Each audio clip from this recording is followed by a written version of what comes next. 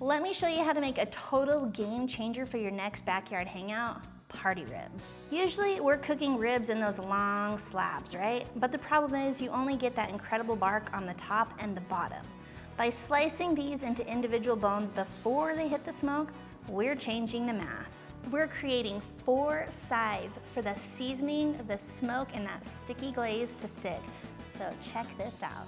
These party ribs really are so fun to eat, and all of the work is done before, so when they're hot and ready, you don't have to take your time to slice them up because they're already done.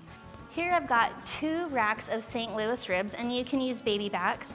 The membrane has been removed off of these, which is something that you'll want to do so that it's not prohibiting the smoke and the seasoning. And then you're just going to follow the natural line in between the bones and cut each rib so it's separated. Once you've got them all cut up individually, I mean, look how fun this is gonna be. We're gonna toss those into a bowl.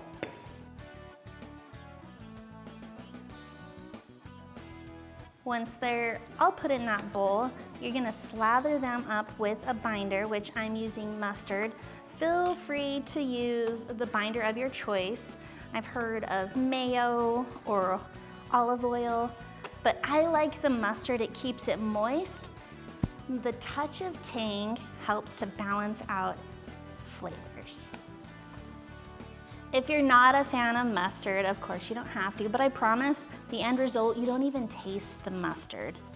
They're slathered up with the mustard, so our seasoning, which we are using BBQ Pitstop's very own pork star, this is gonna stick perfectly. And when seasoning, the question is, well, how much seasoning? And my rule is, whatever sticks, that's how much. They're seasoned up and it's time for the smoker.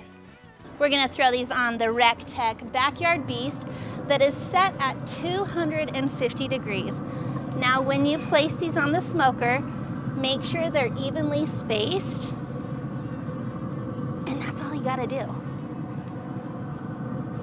We're gonna let these smoke for about 90 minutes, and then I'm gonna come out and spritz them with some apple juice to keep that exterior nice and hydrated so we can really get a nice spark.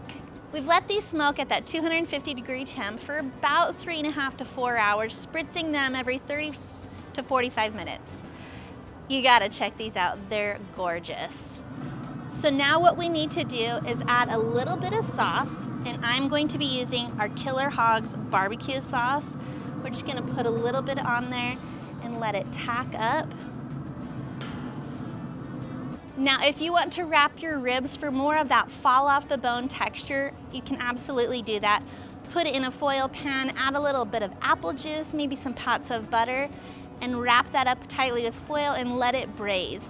But we just wanted an easier way to do party ribs, so we're just letting it go, let that sauce tack onto it, and then it's time to enjoy.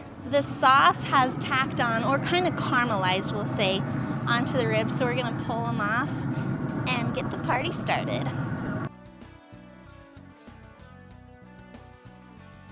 Now, can you imagine walking into a party with a platter like this? I think people are going to freak out. They're going to love it because these are amazing. Everything we used in this video you can find on our website, www.bbqpitstop.com, or check out any of our locations and make these and love them.